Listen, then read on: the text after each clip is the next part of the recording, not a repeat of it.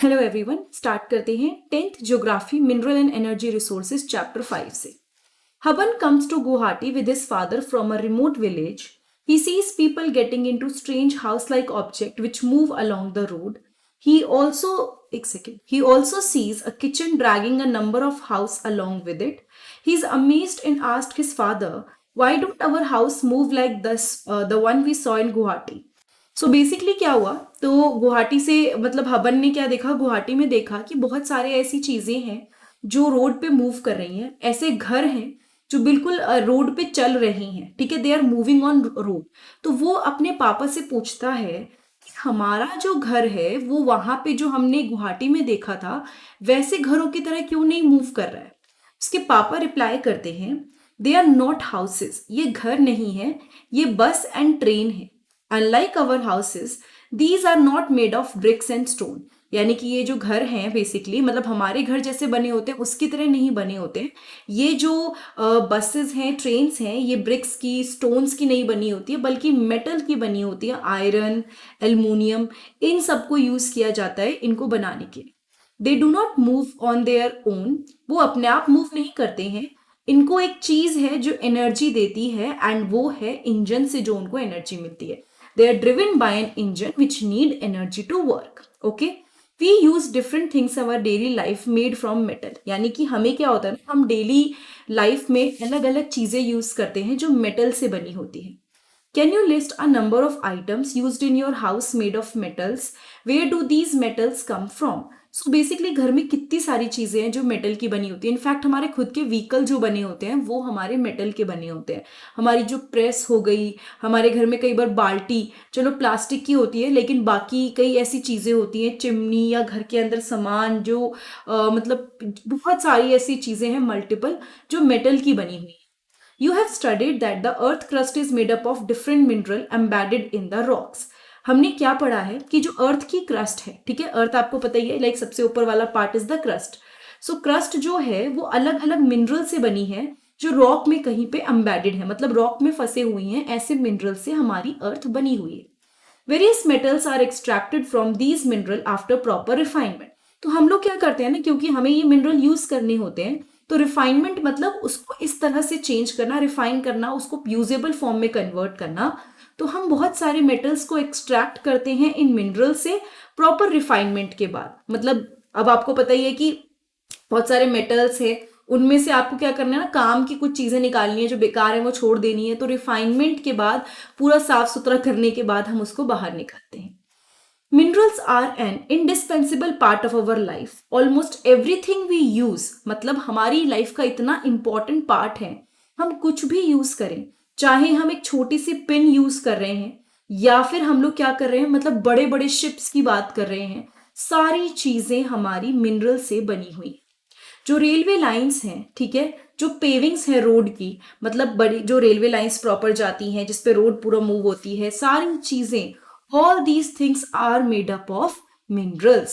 Cars, buses, trains, aeroplane are manufactured from mineral and run on power resources derived from the earth. मतलब कि जितने भी गाड़ियां हो गई, ट्रेन्स हो गई, एरोप्लेन्स हो गए, ये सारे के सारे मैन्युफैक्चर होते हैं मिनरल से, ठीक है, हम लोग इसको मैन्युफैक्चर करते हैं मिनरल से। एंड ये पावर रिसोर्सेस मतलब जो अर्थ के अंदर ही चीजें हैं ना, जैसे पेट्रोल, डीजल, इसी पे रन करते हैं। Even the food that we eat contain mineral, मतलब हम जो खाना खाते हैं उसके अंदर भी मिनरल होता है। आपको पता ही होगा, आयरन, जिंक, ये सारे हमारे मिनरल्स हैं जो हमारे फूड में भी प्रेजेंट होते हैं। In all stages of development human being have used mineral for their livelihood, decoration, festivity, religious and ceremonial rights. मतलब आज तक इतनी सारी डेवलपमेंट हुई है, ह्यूमन काइंड ने इतनी डेवलपमेंट कर ली है, और हम सब ह्यूमन जो है ना, हम लोग डिफरेंट डिफरेंट मिनरल्स को यूज करते हैं for livelihood, decoration, festivity, religious, ceremonial rights, अलग अलग फंक्शंस के लिए, चाहे कुछ भी हो गया, हम हर चीज में मिनरल्स को यूज करते हैं। A bright smile from toothpaste and mineral. Toothpaste जो आपको पता ही है कि वो हमारा दांत साफ करता है। Abrasive mineral like silica, limestone, aluminium oxide and various phosphate mineral do the cleaning. जैसे टूथपेस्ट हमारा दांत साफ करता है, वैसे ही क्या होता है ना, ये बहुत सारे ऐसे मिनरल्स हैं जो क्लीनिंग का काम करते हैं। फ्लोराइड जो कि यूज होता है कैविटीज को रिड्यूस करने के लिए, वो एक मिनरल से आता है जिसका नाम है फ्लोराइड। ठीक है, फ्लोराइड जो है वो फ्लोराइड मिनरल से आता है, जो कैविटीज जो होती है दांतों के अंदर जो कीड़े लग जाते हैं उसको कम करने में मदद करता है। Most toothpaste are made white with titanium oxide. जो टूथपेस्ट इतने व्हाइट बनते हैं वो क्यों बनते हैं? टाइटेनियम ऑक्साइड की वजह से, जो एक मिनरल से आता है, which comes from minerals called rutile, ilmenite and anatase. मतलब कि टूथपेस्ट में जो व्हाइटनेस आती है वो किसकी वजह से आती है? टाइटेनियम ऑक्साइड से। और ये टाइटेनियम ऑक्साइड कहाँ से आया? ये अलग मिनरल से आया जिसका नाम भी दे रखा है rutile, limonite and anatase. The sparkle in some toothpaste come from mica. कई बार किसी किसी टूथपेस्ट में बड़ी शाइन होती है ना, कि ये मतलब पार्टिकल है ये बड़ा शाइन करेगा, वो सब कुछ हमारा मिका से आता है। ठीक है, the toothbrush and tube containing the paste are made of plastic from petroleum. जो हमारा टूथब्रश है या फिर ट्यूब है, उसके अंदर जो पेस्ट होता है, तो वो जो हमारी जिस चीज ने उसको होल्ड कर रखा है, मतलब उस पेस्ट को होल्ड कर रखा है, वो आती है प्लास्टिक से, जो है पेट्रोलियम से। आपको पता ही होगा जब पेट्रोलियम की रिफाइनिंग करते हैं तो बहुत सारी चीजें निकलती हैं, तो उस टाइम पे जो रॉ मटेरियल निकलते हैं उनको हम यूज करते हैं फॉर मेकिंग प्लास्टिक्स। सो अब आपको ये पता लगाना है कि कहाँ पे ये सारी चीजें मिलती हैं। Dig a little deeper and find out how many minerals are used to make a light bulb. Light bulb बनाने के लिए क्या क्या चीजें यूज होती हैं? Now all living things need minerals. So यहाँ पे क्या लिखा है? Life processes cannot occur without mineral. मतलब कि जो भी इंपॉर्टेंट फंक्शंस हैं हमारी बॉडी के, चाहे वो सांस लेना हो गया, खाना हो गया, एक्सक्रीशन हो गया, एनीथिंग, वो बिना मिनरल के पॉसिबल नहीं है। Although our mineral intake represent only about 0.3% of our total intake of nutrient, they are so potent and so important that without them we would not be able to utilize the other 99.7% of food stuff.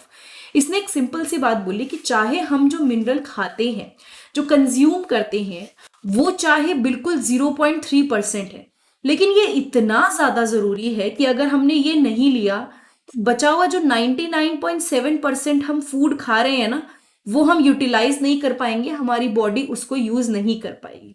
ठीक है, सो ये सारी चीजें हैं जिसका हमें ध्यान रखना है। तो अभी तक हमने देखा कि मिनरल ना केवल इंडस्ट्री में, घरों में, बेसिक टूथपेस्ट जैसी चीजों में जरूरी है, बल्कि हमारी बॉडी में भी जरूरी है। Now let's try to understand कि मिनरल होता क्या है। Geologist define mineral as a homogeneous naturally occurring substance. तो जियोलॉजिस्ट के अकॉर्डिंग ये जो मिनरल है वो क्या है? होमोजेनस आपको पता ही है, 9th क्लास में भी हमने पढ़ा है, हेट्रोजेनस, होमोजेनस, एक तरह का कंपोजिशन होता है, यूनिफॉर्म कंपोजिशन होता है। सो होमोजेनस जो है नेचुरली अकरिंग सब्सटेंस है जिसके अंदर एक डेफिनेबल इंटरनल स्ट्रक्चर होता है।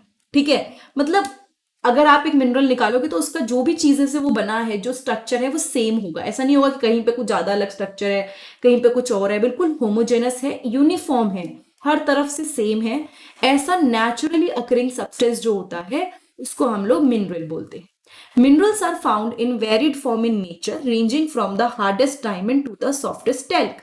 मतलब कि जो हार्डेस्ट डायमंड है वो भी मिनरल की कैटेगरी में आता है, और जो हमारा टैल्क होता है जो हम यूज करते हैं पाउडर, वो भी मिनरल की कैटेगरी में आता है। They all are made from mineral. So हर चीज से मिनरल रिलेटेड है। अभी तक हमने ये पढ़ा ना, वो इतने अलग क्यों होते हैं, अब हम इनके बारे में पढ़ेंगे, ऑब्वियसली इनकी प्रॉपर्टीज पढ़ेंगे। You have already learn about rocks. आपने अभी ऑलरेडी 7th क्लास में भी, छोटी क्लासेस में भी you have studied about the rocks. Rocks combination होती है होमोजेनस सब्सटेंस का जिसको बोलते हैं मिनरल। मतलब अलग जो होमोजेनस सब्सटेंस होते हैं, मिनरल्स को मिला के इकट्ठा रॉक्स बनती है। कुछ rocks for instance limestone consist of a single mineral only, but majority of the rock consist of several mineral in varying proportion. मतलब इसने क्या बोला कि रॉक मोस्टली क्या होती है? रॉक बेसिकली जिसके अंदर मेनी, कई सारे मिनरल्स होते हैं। इट हैज मेनी मिनरल्स जो अलग अलग प्रपोर्शन में आपस में मिले हुए हैं। हाँ, लेकिन जो लाइमस्टोन है उसका एग्जाम्पल दे दिया कि उसके अंदर एक सिंगल मिनरल है, बट बहुत सारे और रॉक्स हैं जिसके अंदर अलग अलग मिनरल्स हैं, अलग अलग प्रपोर्शन में। Although over 2000 minerals have been identified, only a few are abundantly found in most of the rocks. इसने क्या बोला कि 2000 के अराउंड मिनरल्स को हम आइडेंटिफाई कर चुके हैं, लेकिन कुछ ही हैं जो ज्यादातर मिलते हैं, मतलब बहुत ज्यादा अमाउंट में मिलते हैं रॉक्स के अंदर, ठीक है।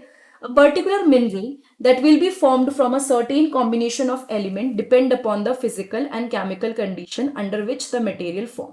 इसने ये बात बोली है कि एक पर्टिकुलर मिनरल हुआ, ठीक है, जो बनेगा कई सारे एलिमेंट्स के कॉम्बिनेशन से, मतलब कई सारे एलिमेंट्स के मिलने से एक मिनरल बना, ये मान के चल लेते हैं कि बहुत सारे एलिमेंट्स को मिला के हमारा एक मिनरल बन गया, ठीक है। लेकिन ये डिपेंड करता है, ठीक है, ये डिपेंडेंट होता है किस पे, किस कंडीशन में, क्या फिजिकल कैरेक्टरिस्टिक्स हैं जब ये मटेरियल बना। तो एक मिनरल तो बन गया कई सारे एलिमेंट्स को मिलाने से, लेकिन और भी चीजें होती है कि फिजिकल एंड केमिकल कंडीशन क्या थी जब वो मटेरियल बना। This in turn result in wide range of colours. इसकी वजह से अलग अलग फिजिकल एंड केमिकल कंडीशन की वजह से, अलग अलग रीजंस की वजह से कई सारे डिफरेंट डिफरेंट कलर्स देखने को मिलते हैं। हार्डनेस, कोई सॉफ्ट है, कोई बहुत हार्ड है, किसी का कलर बिल्कुल अलग है। क्रिस्टल जो फॉर्मेशन हुआ है वो अलग है, जिस तरह से शाइन कर रहा है लस्टर वो अलग है। डेंसिटी जो है वो अलग है, जो पर्टिकुलर मिनरल की डेंसिटी है, कितना भारी है वो, क्या क्या चीजें, सारी प्रॉपर्टी पे फर्क पड़ जाता है।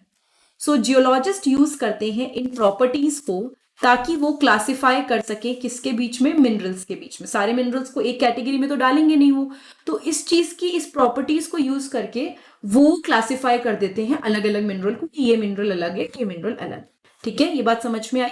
एक बार फटाफट रिवाइज करा देती हूँ। मिनरल क्या है? जब हम होमोजेनस नेचुरल अकरिंग सब्सटेंस को मिलाते हैं और जिसका एक डेफिनेबल, एक प्रॉपर इंटरनल स्ट्रक्चर होता है। बहुत वेराइटी में पाए जाते हैं, बिल्कुल हार्ड भी हो सकते हैं, बिल्कुल सॉफ्ट भी हो सकते हैं। जो रॉक्स हैं, रॉक्स में कई सारे होमोजेनस सब्सटेंस हैं, मिनरल से मिलकर रॉक्स बनती है। कई रॉक्स के अंदर एक टाइप का मिनरल होता है, कई रॉक्स के अंदर कई सारे डिफरेंट डिफरेंट टाइप के मिनरल्स होते हैं, ठीक है। पर्टिकुलर मिनरल जो बनेगा वो कॉम्बिनेशन हो सकता है एलिमेंट्स का, और ये जो प्रॉपर्टीज होती है ना फिजिकल केमिकल, उससे भी फर्क पड़ता है कि किस तरह का कलर होगा, हार्डनेस, क्रिस्टल फॉर्म, लस्टर, इस सब पे। Study of mineral by geographers and geologist. Geographer studies, इसका मैं कलर चेंज कर देती हूँ ताकि आपको हाईलाइट करने में आसानी हो। जियोग्राफर स्टडी करते हैं mineral as part of the earth crust for a better understanding of land forms. तो बेसिकली अर्थ क्रस्ट आपको पता ही है, जैसे जो अर्थ है सबसे ऊपर वाली लेयर इज क्रस्ट, अंदर मेंटल, फिर उसके अंदर कोर। तो हम लोग क्रस्ट से ही हमको सारी चीजें मिलती हैं। तो जब हम जियोग्राफर्स जो होते हैं, जब वो अर्थ क्रस्ट को स्टडी करते हैं तो ज्यादा अच्छे से उनको पता चलता है, मतलब वो मिनरल्स के बारे में स्टडी करते हैं तो उनको काफी अच्छे से इंफॉर्मेशन हो जाती है लैंड फॉर्म्स की, कि क्या है यहाँ पे, आयरन ज्यादा क्यों है, वहां पे ये क्यों है। डिस्ट्रीब्यूशन जो होता है मिनरल रिसोर्सेज का और कई सारी इकोनॉमिक एक्टिविटीज का, वो भी जियोग्राफर्स का इंटरेस्ट है। बहुत सारे जियोग्राफर्स स्टडी करते हैं मिनरल्स की प्रॉपर्टी और उससे रिलेटेड इकोनॉमिक एक्टिविटी की, इससे क्या होगा, किसी किसी मिनरल की बहुत वैल्यू है, ठीक है। A geologist, however, is interested in the formation of mineral and their age and physical chemical composition. यहाँ पे डिफरेंस समझना बहुत जरूरी है। क्या बोला गया है? उन्होंने बोला जियोग्राफर्स क्या करते हैं, उनको इंटरेस्ट होता है मिनरल्स का डिस्ट्रीब्यूशन क्या है, ठीक है। अगर मैं सिंपल शब्दों में लिखूं, जियोग्राफर्स क्या देख रहे हैं? मिनरल डिस्ट्रीब्यूशन, मिनरल डिस्ट्रीब्यूशन, ठीक है। लेकिन अगर मैं बोल रही हूं geologist, if I am saying geologist, तो जियोलॉजिस्ट का मतलब क्या है? इट इज द कैसे फॉर्मेशन हुआ, फॉर्मेशन ऑफ मिनरल कैसे हुआ, उसमें उनका इंटरेस्ट होता है। एज, फिजिकल क्या कंपोजिशन है, ये जियोलॉजिस्ट देखते हैं। सो जियोग्राफर्स को उसके डिस्ट्रीब्यूशन में, इकोनॉमिक एक्टिविटीज में इंटरेस्ट है, एंड जियोलॉजिस्ट को इंटरेस्ट है मिनरल्स की एज में, physical chemical composition. However, for general and commercial purpose, minerals can be classified as under. Now हम लोग पढ़ने वाले हैं कि किस तरह से हम लोग मिनरल्स को क्लासिफाई करते हैं, ठीक है। यहाँ पे एक फ्लो चार्ट भी दे रखा है, which is very very very important, but again एक एक चीज पढ़ेंगे। Minerals are usually found in ores. ये तो बहुत ही अच्छे से याद रखना है कि मिनरल्स हमें कहाँ मिलते हैं? Ores. The term ore is used to describe an accumulation of any mineral mixed with other element. मतलब ore का मतलब पता है क्या होगा? जैसे सपोज आपका मिनरल तो उसमें होगा ही, और भी कई सारी चीजें हो सकती हैं, बहुत सारी डिफरेंट डिफरेंट चीजें। तो उसमें से हमारे काम का मिनरल है, जो हमें मिनरल हम निकालते हैं, वो जिस चीज में से निकालते हैं जिसमें बहुत सारी चीजें मिक्स होती हैं, उसको हम लोग ओर बोलते हैं। The mineral content of the ore must be in sufficient concentration to make its extraction commercially viable.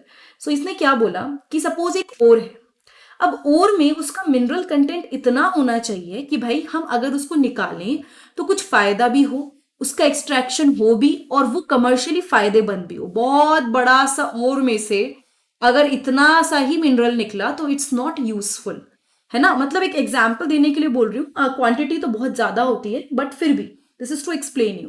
The type of formation of structure in which they are found determines the relative ease with which minerals और may B mind. मतलब अब इस चीज को निकालने को क्या बोलते हैं, माइनिंग बोलते हैं, माइन करना बोलते हैं, माइंड, ठीक है। किसी चीज को निकाल रहे हैं, कोल को निकाल रहे हैं तो कोल माइनिंग, ठीक है, iron mining, so gold mining. So हम किसी मटेरियल को या किसी भी चीज को निकाल रहे हैं उसको हम माइनिंग में डालते हैं। The type of formation or structure in which they are found, मतलब जिस तरह के स्ट्रक्चर में वो मिल रहे हैं, जिस तरह से वो फिक्स है कहीं पे भी, उससे हमें पता चलता है हम कितने आराम से इसको निकाल पाएंगे, ठीक है, with relative ease with which minerals और may be mine. This also determine the cost of the extraction. इससे हमें यह भी पता चल जाता है कि कितना कॉस्ट लगेगा। किसी चीज को निकालने के लिए बहुत पैसा लग रहा है, किसी चीज को निकालने के लिए बहुत पैसा नहीं लग रहा। सो आपका जो मिनरल है जिस तरह से वो फिक्स्ड है उससे बहुत सारी चीजों का पता रखता है, ठीक है। इससे हम ये आइडिया लगा पाते हैं कि किस तरह से हम उसको निकाल पाएंगे। It is therefore important for us to understand the main type of formation in which mineral grow occurs. तो इसीलिए ये बहुत जरूरी है जानना किस तरह से मिनरल मिल रहा है, ठीक है, किस फॉर्मेशन में मिनरल मिल रहा है। So it is therefore very important कि हमें पता हो क्या है, किस तरह से मिलेगा। सो नाउ मिनरल किस किस तरह से मिलते हैं ये हम पढ़ने वाले हैं, ठीक है। We are going to study कि मिनरल किस तरह से मिलते हैं। In igneous and metamorphic rocks, mineral may occur in the cracks, crevices, faults और joints। तो अगर सिंपल लैंग्वेज में लेके चलें तो आपको पता है ये igneous and metamorphic rock 7th class में हम लोगों ने सारी चीजें पढ़ी हैं। तो यहाँ पे मिनरल आपको जो बीच का पॉइंट होता है, क्रैक्स होते हैं, गड्ढे जो होते हैं, बीच में कहीं पे फॉल्ट्स हैं, जहाँ पे दो चीजें आके मिली हैं, जो बीच वाला एकदम एरिया है वहां पे हमें ये मिनरल्स मिलेंगे। The smaller occurrences are called veins. जब थोड़ा सा मिनरल मिलता है तो उसको वेन्स बोलते हैं, और अगर बहुत ज्यादा मिनरल मिलता है तो उसको लोड्स बोलते हैं, ठीक है। इग्नियस एंड मेटामॉर्फिक रॉक वो हो सकता है क्रैक्स में, सर्विसेज, फॉल्ट्स एंड जॉइंट, इन सब जगह पर मिलेगा। अगर थोड़ी सी अमाउंट में है तो वेन्स बोलेंगे, थोड़ी ज्यादा अमाउंट में है तो लोड्स बोलेंगे। कई केसेस के अंदर they are formed when mineral in liquid, molten and gaseous forms are force upward through cavities towards the earth surface. कई बार मिनरल कब बनता है, जब उसको कई सारे, मतलब अगर हम बोले ना कि कई केसेस में वो तब बनते हैं जब मिनरल लिक्विड फॉर्म में, लिक्विड फॉर्म में, मोल्टन फॉर्म में या गैसियस फॉर्म में वो अर्थ से बाहर आता है टुवर्ड द अर्थ सरफेस, यानी अंदर से जब बाहर की तरफ वो किसी लिक्विड गैसियस फॉर्म में आता है तब कई बार हमको मिनरल मिलते हैं। They cool and solidify as they rise. वो ठंडे होने लगते हैं धीरे धीरे जैसे वो ऊपर आते हैं। Major metallic mineral like tin, copper, zinc and lead etc. are obtained from veins and lodes। इसको रुको मैं दूसरे कलर से कर देती हूँ ताकि आपको ये याद रहे। तो अगर आपसे कोई पूछे तो जो टिन है, कॉपर है, जिंक है, लेड है, ये हमें मिलता है वेन्स एंड लोड से। कहाँ से मिलता है, वेन्स एंड लोड। कैसे पता लगाया, वेन्स क्या था, जहां पे थोड़ा थोड़ा अमाउंट में मिल रहा है, लोड्स मतलब ज्यादा अमाउंट में मिल रहा है। तो एक ये तरीका है जिसमें हमने पढ़ा कि मिनरल्स हमें कैसे मिलते हैं। ओके, ये हमारा इग्नियस एंड मेटामॉर्फिक रॉक्स के लिए एग्जांपल हो गया। सेकंड है इन sedimentary rocks a number of minerals occur in bed और लेयर। आपको पता है ये सेडिमेंट्री रॉक बनती भी कैसे है, एक लेयर के ऊपर धीरे धीरे और लेयर बननी शुरू हो जाती है, फॉसिल्स दबने शुरू हो जाते हैं। तो ऐसे में मिनरल्स हमको मिलते हैं बेड्स में या लेयर्स की फॉर्म में मिलते हैं। ये कैसे बने हैं, they have been formed as a result of deposition, accumulation and concentration in horizontal strata. एक के ऊपर एक के ऊपर एक के ऊपर लेयर बननी शुरू हो गई, इस चक्कर में ये भी बनने शुरू हो गए और मिलने शुरू हो गए, किसमें, लेयर्स में। कोल एंड कई ऐसी फॉर्म्स हैं आयरन ओर की, have been concentrated as a result of long period under great heat and pressure. तो कोल एंड कई ऐसे आयरन ओर्स हैं जो इस तरह से मिलते हैं कंसंट्रेटेड फॉर्म में, बिल्कुल बहुत ज्यादा ऐसा नहीं कि फैले हुए, बट प्रॉपर जितना होना चाहिए कंसंट्रेटेड एकदम, वैसे वो मिलते हैं। Another group of sedimentary mineral include gypsum, potash salt and sodium salt. ये सब मिलते हैं इवेपोरेशन की वजह से, मोस्टली एरिड रीजन में, ठीक है, मतलब ड्राई जो आपके रीजन होते हैं वहां पे ये आपको मिलते हैं। सो दोबारा से देखिए, पहले में हमने पढ़ा द फर्स्ट वे, जिसमें हमें अलग अलग मिनरल्स मिल रहे हैं, जैसे कि वेन्स में मिल रहे हैं, लोड्स में मिल रहे हैं, लिक्विड फॉर्म में जब वो नीचे से ऊपर आते हैं या गैसियस फॉर्म में तो मिलते हैं। तो उसका कुछ एग्जाम्पल था टिन, कॉपर, जिंक, लेड, ये सब। और दूसरा है जो सेडिमेंट्री रॉक्स में मिलते हैं, लेयर्स और बेड्स में, जिसमें हम लोग देखते हैं कि डिपोजिशन, एक्यूमुलेशन, कंसंट्रेशन होता है। वो सारी चीजें आपकी इसके अंदर आ गई, ठीक है। अच्छा, कोल एंड आयरन और ऐसे काफी मिलते हैं, plus gypsum, potash salt, sodium salt, ये सब ऐसे मिलते हैं, ठीक है। Another mode of formation involve the decomposition of surface rock and the removal of soluble constituent, leaving a residual mass of weathered material containing ores। ध्यान से देखिए, एक और तरीका जिसमें हम लोग देखते हैं कि फॉर्मेशन होता है, उसके अंदर सरफेस रॉक, जो रॉक होती है ना, वो धीरे धीरे डिकम्पोज हो जाती है, मिलनी शुरू हो जाती है, और जो सॉल्युबल कॉन्स्टिट्यूएंट्स होते हैं उसके, जो मिलने वाले पानी में इधर उधर, वो सब चले जाते हैं। लेकिन केवल एक चीज बचती है, एक ऐसा मास बचता है, रेसिडुअल मास, जिसके अंदर जो टूटा हुआ वेदर्ड मटेरियल है और उस मटेरियल के अंदर ओर्स है। मतलब सब कुछ चला गया, केवल जो रेसिडुअल मास है उसके अंदर ओर्स मिलता है। सो बॉक्साइट इस तरीके से मिलता है। सो अगर आपसे कोई पूछे 3 वेज जिससे आपको मिनरल्स मिलते हैं, so first one is this, second one is this, and then है third one is this. Plus classification of minerals को भी एक बार देख लेते हैं, ये हम थोड़ी देर बाद पढ़ने वाले हैं, अभी 4th और 5th पढ़ेंगे, ये थोड़ी सी देर में चेक करते हैं। मेटालिक, फेरस, सारी चीजें जो हम पढ़ेंगे ना वो अभी आएगा, ठीक है। उससे पहले ये 3 हो गए हमारे तरीके, ये क्लियर हुए सारे। Now I will come to 4th and 5th। Certain minerals may occur as alluvial deposit in sands of valley floor and the base of hills। कई ऐसे मिनरल्स हैं जो एलुवियल डिपॉजिट की तरह sand of valley floors and hills के base में मिलते हैं। ये these deposits are called placer deposit and generally contain mineral which are not corroded by water। तो मतलब ये आपको जो पानी वाला एरिया होता है या फिर जो हिल का बेस होता है ना, वहां पे मिलते हैं, और इनका नाम क्या दिया गया है, they are called the placer deposits, ठीक है। और ये पानी से कोरोड नहीं होते हैं, मतलब they are not corroded by water, पानी से खराब नहीं होते हैं। कई बार आपने देखा होगा, अगर कोई वीडियो देखियो, गोल्ड वगैरह हमें पानी से ही मिल जाता है, जो रिवर वाले एरिया होते हैं वहां पे। Gold, silver, tin and platinum are most important among such minerals. ये सारे वो मिनरल है, पानी से तो खराब होने नहीं वाले, प्लस ये एलुवियल डिपॉजिट की कैटेगरी में आ गए, जो हिल्स के बेस में या फिर जो वैली, जो पानी वाला एरिया होता है वहां पे मिलते हैं, उनकी सैंड में मिलते हैं, अलग अलग एरियाज में मिलते हैं, ठीक है। Ocean water contain vast quantity of mineral, मतलब महासागर का जो पानी होता है उसमें कई वेराइटी में मिनरल्स हैं, but most of these are too widely diffused to be of economic significance. मतलब इतना ज्यादा पानी में घुले हुए हैं कि उसको आप एक्चुअली बाहर निकाल नहीं सकते हो, इकोनॉमिक सिग्निफिकेंस उसकी इतनी रह नहीं गई है, वो इतने ज्यादा तरह से मिले हुए हैं। हाउएवर हम तब भी कॉमन सॉल्ट, मैग्नीशियम, ब्रोमीन, ये हम लोग पानी से निकाल लेते हैं ओशियन वाटर से, we can easily extract them. सबसे ज्यादा तो कॉमन है कॉमन सॉल्ट निकालना। The ocean beds too are rich in manganese nodules. जो ओशियन के नीचे वाला एरिया होता है ना, जहाँ पे पानी काफी नीचे जाके होता है, वो जो एरिया है वहां पे भी मैंगनीज का काफी आपको मतलब पार्ट्स मिल जाएंगे। सो 5 तरीके फिर से रिवाइज कर लेते हैं, वेरी इंपॉर्टेंट। यहाँ पे वेन्स एंड लोड्स पढ़ लिया, वेन्स में बहुत कम अक्रेंस, लोड्स में काफी ज्यादा, और यहाँ पे है कि नीचे से ऊपर आ जाते हैं, ठीक है। इसमें जिंक, लेड, कॉपर, टिन। फिर beds and layer, sedimentary rocks की जो लेयर में मिलते हैं, coal and iron, gypsum, potash salt, sodium salt. फिर दूसरा वेदर्ड मटेरियल जैसे बॉक्साइट, तो सब कुछ मतलब चला जाता है, जो मेन कॉमन रेसिडुअल मास रह जाता है उसी में से हम लोग निकाल लेते हैं, जैसे कि बॉक्साइट। फिर सर्टेन मिनरल्स एलुवियल डिपॉजिट में देखने को मिलते हैं, ऐसे होते हैं मोस्टली जो कि पानी से जल्दी कोरोड ना हो, जैसे कि gold, silver, tin and platinum. इसके अलावा ओशियन वाटर के अंदर भी बहुत सारे मिनरल्स होते हैं, सारे तो नहीं निकाल सकते क्योंकि बहुत अच्छे से कुछ ज्यादा ही डिफ्यूज्ड होते हैं पानी के अंदर, लेकिन जो निकाल पाते हैं कुछ, उनके एग्जाम्पल हैं common salt, magnesium, bromine, and ocean के बेड्स में भी मैंगनीज काफी ज्यादा मिलता है, ठीक है।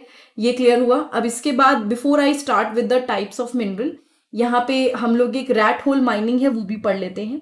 Rat hole mining, do you know that most of the minerals in India are nationalized and their extraction is possible only after obtaining due permission from the government। यानी कि जो भी हमारे इंडिया में मिनरल्स हैं वो सब नेशनलाइज, मतलब आपने उसे गवर्नमेंट प्रॉपर्टी कह दिया कि हाँ गवर्नमेंट से पूछे बिना आप उसको कुछ नहीं निकाल सकते हो। But in most of the tribal areas of north east India, लेकिन कई ऐसे ट्राइबल जहाँ पे ट्राइबल लोग रहते हैं नॉर्थ ईस्ट इंडिया में, मिनरल्स लोगों के द्वारा ओन किए जाते हैं। मतलब वहां पे इंडिविजुअल कोई पर्सन या कई कम्युनिटी, वो लोगों के मिनरल उनके अंदर, मतलब उनके हक में होता है कि वो अपने हिसाब से उसको कर सकते हैं, उनको गवर्नमेंट की परमिशन की जरूरत नहीं है। In Meghalaya there are large deposit of coal, iron ore, limestone and dolomite etcetera.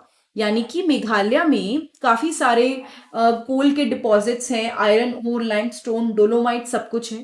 Coal mining in Jowai and Cherrapunji is done by family members in the form of a long narrow tunnel known as rat hole mining. यानी कि जो coal mining होती है जोवाई में, चेरापूंजी, काफी बारिश होती है वहां पे भी, वो वहां पे लोग करते हैं खुद घर के। कैसे? वो प्रॉपर एक नैरो टनल से, मतलब एक लॉन्ग नैरो टनल की फॉर्म में वो रैट होल माइनिंग करते हैं। The national green tribunal has declared such activity illegal and recommended that these should be stopped फोर्थविथ। मतलब नेशनल ग्रीन ट्रिब्यूनल क्या करते हैं ना, ये लोग अगर कोई भी ऐसी एक्टिविटी हो जो इन्वायरमेंट को डैमेज कर सकती है, नुकसान पहुंचा सकती है, तो उन सब के लिए काफी कुछ ये अगेंस्ट उनके काम करते हैं। तो नेशनल ग्रीन ट्रिब्यूनल ने बोल दिया कि ये जो रैट होल माइनिंग है ये पूरी तरह से इलीगल है, और ये अगर कहीं पे भी, मतलब इसको रोकना चाहिए, इसको बढ़ावा नहीं मिलना चाहिए। ठीक है। India is a fortunate to have fairly rich and varied mineral resources. India एक ऐसी कंट्री है जहां पे काफी अच्छे से हमको कई सारे रिसोर्सेज मिल रहे हैं, मिनरल्स मिल रहे हैं। हाउ एवर ये अनइवनली डिस्ट्रीब्यूटेड है। अनइवनली मतलब कहीं पे बहुत ज्यादा हो गया, कहीं पे बहुत कम हो गया। Broadly speaking, peninsular rocks contain most of the reserves of coal metallic mineral. तो इसने क्या बोला, एक सेकेंड रुकिए। इसने बोला कि जो रॉक्स हैं, पेनिसुलर रॉक्स हैं, उसके अंदर मोस्टली कोल्स के मेटेलिक मिनरल हैं, mica and many other non metallic minerals, कई सारे नॉन मेटेलिक मिनरल्स हैं। और sedimentary rocks on the western and eastern flanks of the peninsula in Gujarat and Assam have most of the petroleum deposit. मतलब ऐसा नहीं है कि सब कुछ इवनली डिस्ट्रीब्यूटेड है, हर जगह पे अलग अलग जगह पे अलग अलग चीजें डिस्ट्रीब्यूटेड है। असम में और गुजरात के कुछ जो पेनिसुला का जो पार्ट है वहां पे पेट्रोलियम के डिपॉजिट है। Rajasthan with the rock system of peninsula has reserve of many non ferrous mineral. कई सारे नॉन फेरस मिनरल है। फेरस और नॉन फेरस हम अभी बस अगले वाले पार्ट में ही पढ़ेंगे। The vast alluvial plains of north India, उसमें ज्यादा इकोनॉमिक, मतलब हमारे काम के मिनरल्स नहीं है। यहाँ पे क्या होता है, दीज वेरिएशन, नाउ ये वेरिएशन क्यों देखने को मिलती है कि कहीं पे इतने ज्यादा है, कहीं पे कम है। ये जो वेरिएशन है ये एग्जिस्ट करती है because of the difference in the geological structure, processes and time involve in the formation of mineral. हर जगह की कंडीशन बहुत अलग है। कहीं पे बारिश है, कहीं पे प्रेशर है, कहीं पे धूल से सेडिमेंट्री रॉक बन रही है, कहीं पे कुछ और एक्टिविटीज हो रही है। तो हर जगह की अलग अलग जियोलॉजिकल स्ट्रक्चर की वजह से, अलग अलग एक्टिविटीज होने की वजह से ये काफी अलग वेरिएशन देखने को मिलती है। तो हम नेक्स्ट वीडियो में कवर करने वाले हैं about the types of minerals. Let us now study the distribution of few major minerals in India. वो अभी हम नेक्स्ट पार्ट में करेंगे। सो फर्स्ट पार्ट में हमने कई इंपॉर्टेंट चीजें कवर करी हैं, जैसे कि मिनरल क्या होते हैं, किन किन चीजों में मिनरल होते हैं। ये जो 1 to 1 इतना इंपॉर्टेंट लाइन है, सब आपको आइडिया होना चाहिए। इसके अलावा अगर हम मिनरल्स की बात करते हैं तो सिंगल मिनरल जो है उसमें, और आपके जो ऐसे मतलब ऐसी भी होती हैं जिसके अंदर कई सारी चीज़ें मिक्स होती हैं, वो जियोग्राफर और जियोलॉजिस्ट के बीच में डिफरेंस, मोड ऑफ अक्रेंस जो है, इन सब चीज़ों को हमने कवर कर लिया है। So this was the part 1। अगर ये वीडियो आपको थोड़ी भी अच्छी लगी है तो प्लीज़ चैनल को लाइक, कमेंट और सब्सक्राइब करना बिल्कुल मत भूलिएगा। मोस्ट इंपॉर्टेंटली आप प्लेलिस्ट बिल्कुल मतलब चेक करना मत भूलिएगा। प्लेलिस्ट में मैंने मोस्टली साइंस और एसएसटी के क्वेश्चन आंसर्स, एनसीईआरटी सारी कवर करी हुई है। नीचे डिस्क्रिप्शन बॉक्स में भी आपको लिंक में मिल जाएंगे और पार्ट्स, सो आप इनको देख सकते हैं। Thank you so much, have a nice day, I will see you next time in the next video.